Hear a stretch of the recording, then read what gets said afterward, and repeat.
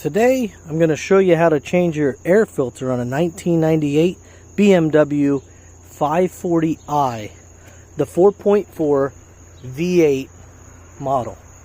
It's very simple.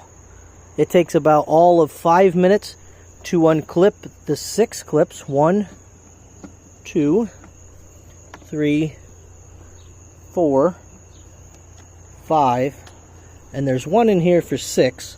You don't necessarily have to get this one. It still comes up. However, you just remove this right here.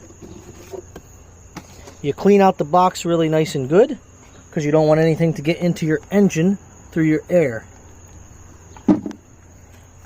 This here costs about $19.99 or so if you go to AutoZone.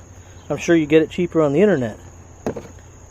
Most places are going to charge you for about $33 to $45 to do this small process for you.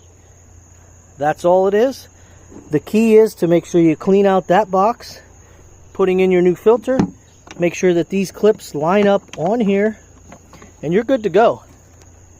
All for about 20 bucks and 2 to 5 minutes time.